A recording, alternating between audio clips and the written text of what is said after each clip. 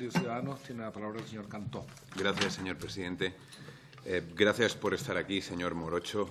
Le pido por adelantado disculpas porque es muy probable que le haga repetirse y volver a responder algunas preguntas que mis compañeros ya han llevado a cabo. Pero también quisiera recordar quién es usted y así de paso le doy tiempo para que descanse medio minuto. Conocido como el policía de la Gürtel, inspector de la UDEF, usted lo ha reconocido y lo ha recordado antes desde el 2006, jefe de grupo desde poquito después.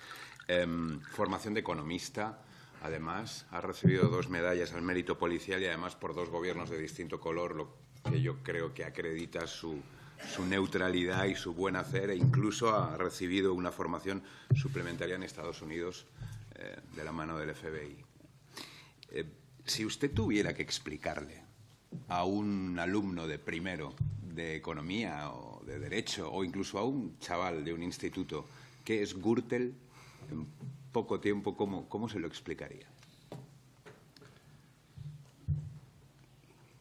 Pues primero, y ya que ha mencionado anteriormente esa es mi posición, lo primero que le quiero decir, antes que nada, es el esfuerzo humano que hay detrás de la investigación para llegar aquí. Que yo soy el que aparezco aquí, pero detrás de mí hay una serie de personas que han dejado pues, su tiempo, su vida personal para llevarlo a cabo. La explicación, en términos sencillos, tiene que orientarse a que un objetivo de una fuerza policial, y la Policía Nacional lo es lo que hemos dicho antes, el servicio público. Y la policía tiene que dar respuesta a las necesidades que hoy en día presenta pues la situación social existente. Estamos entrando en terrenos novedosos, en gran parte, y delicados, pero ello no obsta para que lo hagamos con la determinación de tratar, en la medida de lo posible, aportar, contribuir a mejorar entre todos la calidad de nuestro sistema de funcionamiento. ¿Eso cómo lo hemos hecho? Pues abordando una investigación de una organización que ha operado durante mucho tiempo, que ha calado hasta niveles muy profundos en determinadas administraciones públicas, hasta llegar a, empleando una palabra del mundo de la biología, parasitar las administraciones y absorber la capacidad que tiene un responsable político de adjudicar y de gestionar fondos públicos, de la forma que orientaban esa opción que tiene un responsable político en beneficio personal, es decir, el concepto de corrupción en estado puro. ¿Cómo llegó a sus oídos o a su vista por primera vez esta trama, la trama Gürtel? A mí, el que entonces estaba de jefe de sección de blanqueo, me indicó que me tenía que hacer cargo de una investigación que en aquel momento pues estaba en una fase muy incipiente y que había unas personas, pues como he indicado antes, que querían aportar una serie de información de las que habían sido testigos mientras ocupaban en aquel momento un cargo en determinados ayuntamientos, concretamente en el ayuntamiento de Majadahonda. Esa es la noticia por la que yo inicio el trabajo. A día de hoy, ¿cuántas personas cree usted que están o han estado involucradas en la trama? Bueno, imputados en el procedimiento, pues ya he perdido la cuenta, sinceramente, pero habrá más de 200 personas y eso que se ha ido cortando porque si no se dimensiona la situación. O sea que estamos hablando de 200 personas, pero usted dice que podrían ser incluso más. Sí, sí, la red es mucho más extensa, pero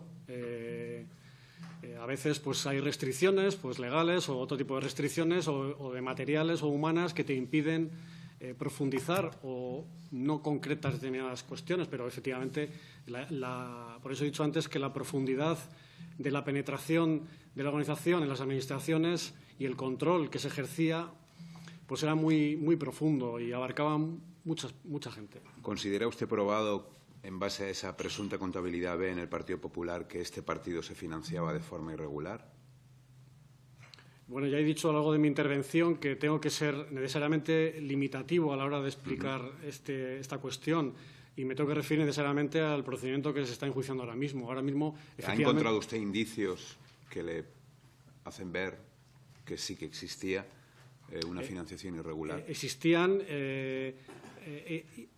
indicios, efectivamente, elementos indiciarios que apuntaban a que pues estaban vulnerando aquellas normas legales respecto a los límites cuantitativos y cualitativos respecto a la financiación de determinadas agrupaciones locales, en este caso de la Comunidad de Madrid. Entonces, usted lo que me está diciendo es que sí que existen indicios de que se otorgaban licitaciones públicas a empresas a cambio de que luego hubiera un flujo de dinero que iba a determinadas personas del Partido Popular.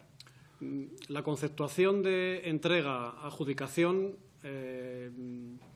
lo exige el tipo penal, pero no siempre se cumple de esa manera. Es decir, hay formas más evolucionadas, por así decirlo, en las que, como los propios informes de la Unión Europea se establecen, las empresas o las personas tratan de conseguir un favorecimiento de aquel que ocupa unas responsabilidades políticas. Usted me dice que no siempre es así. A mi pregunta de si se obtenían directamente beneficios de licitaciones y, por lo tanto, se licitaba a gente que uno sabía que le iba a beneficiar de alguna manera, me dice que eso sí que sucedía, pero que además existían formas más evolucionadas, ha dicho. ¿Me podría ilustrar con alguna? Lo que le he dicho inicialmente es que, efectivamente, en los ayuntamientos que han sido objeto o que son objeto de enjuiciamiento ahora mismo de las prácticas que se produjeron, sí que había una corresponsabilidad, porque los adjudicatarios directamente estaban aportando recursos que se iban a destinar directamente y finalmente a promover actos enmarcados en procesos electorales. Eso es así. Respecto a la segunda parte, es una cuestión ya más metodológica, es decir, que no solo la participación se circunscribía a una recepción-entrega, sino que también se producen contraprestaciones en base a otras fórmulas que no tienen que ver directamente con una adjudicación presente o pasada o futura, sino que obedecen pues a otra serie de... Sí, le preguntaba si recordaba alguna en concreto, simplemente un ejemplo. De las que se juzgan ahora, no. ¿Considera probado o ha encontrado indicios entonces de que otra pregunta de que en base a esa presunta contabilidad B del Partido Popular luego se repartían sobresueldos a altos cargos del partido? La pieza que se está investigando ahora mismo, lo que hemos analizado y que lo que se ha puesto de manifiesto no es que se pagara una cantidad por encima de la cantidad establecida, sino que directamente el cargo público cobraba un porcentaje sobre el evento realizado. Eso es lo que ahora mismo hemos concretado. O recibía todo tipo de recompensas económicas. Sí, pero eso son comisiones de los temas de los que estamos hablando, concretos, de esas licitaciones o de esas actuaciones. Yo hablo de si tiene, antes lo ha reconocido, existían indicios de que esa contabilidad B que existía en el Partido Popular permitía que luego se repartieran sobresueldos a cargos del partido. Bueno, en primer lugar, la determinación de la existencia o no de una contabilidad B en la formación política que ha mencionado está todavía en fase de indicio y presunto. Es decir, no está concretado a salvo de lo que establezcan los tribunales. Nosotros hemos aportado elementos indiciarios en base a documentos objetivos y objetivables. En segundo lugar, con esa premisa no podemos establecer en la pieza que se está investigando ahora mismo, que se está juzgando, perdón, que haya esas contraprestaciones, esos sobresueldos a cargos. Eso es motivo de otra pieza que se juzgará en su momento. Pero antes ha reconocido que había indicios de que eso sucedía con gente como Mayor Oreja, el señor Arenas, el señor Trillo, el señor Cascos o el señor Mariano Rajoy. Lo que he reconocido indiciariamente es la aparición en esos documentos de unos nombres, siglas, nombre y apellidos, etcétera, que apuntan a que esas personas aparecen ahí. No he reconocido nada más. ¿Cree usted o tiene algún indicio de que dichas personas conocían la existencia de una contabilidad B en el Partido Popular? La respuesta colisiona directamente con el contenido de la pieza separada. Es decir, esa pregunta se ha formulado, incluso, bueno, se ha formulado también en el juicio actual y ha tenido la respuesta por parte de las personas que han intervenido que ha tenido. El conocimiento no, pues yo no tengo una concreción en los datos con los que he trabajado de una comunicación directa. ¿Ha sufrido usted presiones? Antes nos ha reconocido que sí en su desempeño de trabajo como investigador del caso Gürtel y en caso afirmativo nos podría concretar alguna.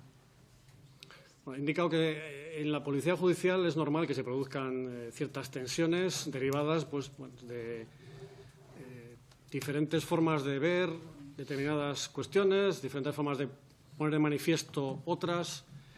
Entonces, en los informes concretos elaborados en este procedimiento, pues como he dicho antes, anteriormente a que vayan al juzgado, tienen que ser analizados y visionados por los responsables jerárquicos y a veces pues hay diferencias de criterio respecto a las formas de exponer o de extraer determinadas inferencias de determinados documentos. Eso se produce. ¿Ha sido usted denunciado por cargos del Partido Popular? Sí. ¿Por qué cargos o por qué personas? Pues lo fui por Luis Bárcenas, por Jesús Merino, por Alberto López Viejo. Quedó en fase inicial de aveniencia con el señor Cotino. El señor Cascos también nos puso una denuncia. En fin, diferentes. Ha reconocido que estaban entre esas personas Bárcenas y Cascos. ¿El señor Ricardo Costa, del Partido Popular de Valencia, también? También, sí. ¿También se creyó? También. Tiene usted una larga lista de querellas encima. ¿Cuál era la razón que se esgrimía en ese tipo de querellas? ¿O pues, por qué razón usted cree que se querellaban contra...? Pues mire, le voy a exponer una concreta, que es la que nos planteó Luis Bárcenas, cuando fuimos a ejecutar un mandamiento judicial que era citarle a su mujer, concretamente en su domicilio. El juez nos ordenó hacerlo y fuimos a ejecutarlo. La ejecución pues derivó en que él nos imputara presuntamente pues un allanamiento de morada, en fin, cuando estábamos cumpliendo un mandato judicial que ejecuta la policía de una forma natural y normal en cada día. El resto de denuncias, pues gran parte, el otro gran contenido de las denuncias tenía que ver con las filtraciones de las que se nos hacía pues el origen, ¿no? A nosotros. Ese es el otro gran contenido. ¿Sabes si esos cargos u otros cargos del Partido Popular se han querellado también contra otros miembros de la policía? Pues no me consta. Usted ha elaborado varios informes acerca de la financiación ilegal del Partido Popular. ¿Han sido esos informes ratificados por los jueces en los distintos procedimientos judiciales? Sí. Sí, lo han sido. ¿Y por algún otro testigo?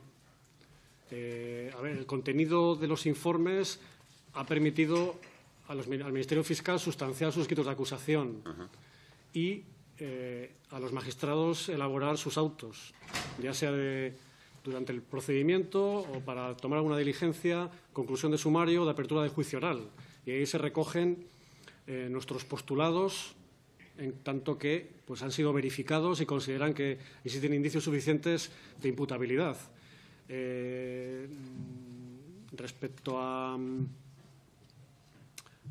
testigos. Respecto a testigos, en las causas, evidentemente, una de las diligencias efectuadas ha sido la testifical y pues se ha producido la verificación, la toma de declaración de muchas personas que, pues, en la mayor parte de los casos, o en algunos casos con matices, pero vamos, en mayor parte, pues los presupuestos que nosotros habíamos y los sindicatos que habíamos puesto de manifiesto han corroborado su veracidad. Y voy a acabar con dos preguntas que tienen que ver con la solución al problema. Muchos de los que estamos aquí somos miembros también de la comisión que se encarga de legislar para que estas tristes historias que estamos desgranando hoy no se repitan. Y le quería preguntar dos cosas. Le pido una respuesta breve, pero Usted ha tipificado bien de lo que estamos hablando, ha explicado la colisión entre el interés público y la posibilidad de hacer lo que se ha hecho con las adjudicaciones, etcétera. ¿Cuáles cree usted que serían las herramientas fundamentales para impedir que todo esto suceda? Pues mire, las herramientas ya no es que yo las vea, sino que la Unión Europea las hace suyas y en sus informes de recomendación también el Consejo de Europa, en el sentido de orientarse hacia la transparencia. Y una de las medidas que consideran que es interesante implementar es estableciendo una unidad única, un organismo central de lucha contra la corrupción que aglutine a las diferentes agencias que intervinimos aquí y que demos soporte a los magistrados instructores que carecen de ella, más que el auxilio judicial clásico. Entonces, eso nos permitirá ser más eficientes, reducir plazos de investigación y poder profundizar en aquellos aspectos que realmente son los más complejos en cada momento, ¿no? Eso, evidentemente, como dice la Unión Europea, tiene que estar acompañado de una dotación presupuestaria, de una dotación de recursos humanos y de algo muy importante, que es la independencia de funcionamiento, tanto desde el punto de vista público como privado. Y una última pregunta, acabo, señor presidente, que tiene que ver también con gente que ha podido tener un recorrido en cuanto a dureza por cómo hayan sido tratados, como el que ha tenido usted. ¿Qué sensación tiene? Porque esa es una figura que a nosotros nos importa también y con la que usted se ha encontrado en todo este recorrido. ¿Qué sensación tiene de cómo han sido tratados y qué vida han llevado también en toda esta historia los denunciantes de la corrupción? Aquellas personas que empezaron a sacar el tema a la luz y gracias a las cuales conocemos muchos de los detalles, ¿no? Sí, bueno, la actual normativa que regula la figura del testigo protegido pues, tiene ciertas limitaciones. Y en el ámbito de la corrupción pues, nos encontramos con situaciones reales en las que un interventor de una administración, a pesar de que observa situaciones, no es capaz de denunciarlas porque su puesto de trabajo está correlacionado con el cargo público del que tiene que informar. Entonces, se necesita empoderar a esos órganos supervisores y darles el valor que tienen como garantes de la transparencia de las operaciones.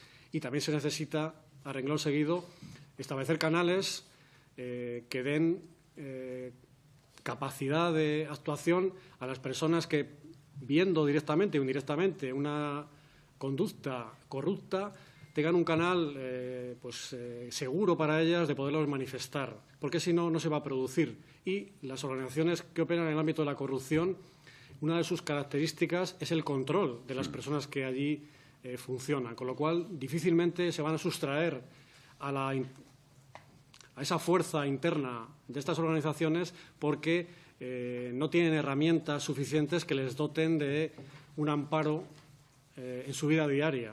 Pero ha sido usted testigo, por lo tanto, de que se le ha hecho la vida muy complicada y muy difícil por parte de esas tramas a algunos de estos denunciantes. Sí, porque no hay, la persona rápidamente sale a la voz pública, quién es, y evidentemente, pues bueno, pues ya aparecen todo tipo de colisión de intereses y efectivamente el drama personal, como primero y también pues profesional, existen. Muchísimas gracias, señor Morocho. Nada. Muchísimas gracias, señor Cantó. En representación del Grupo del Partido Socialista.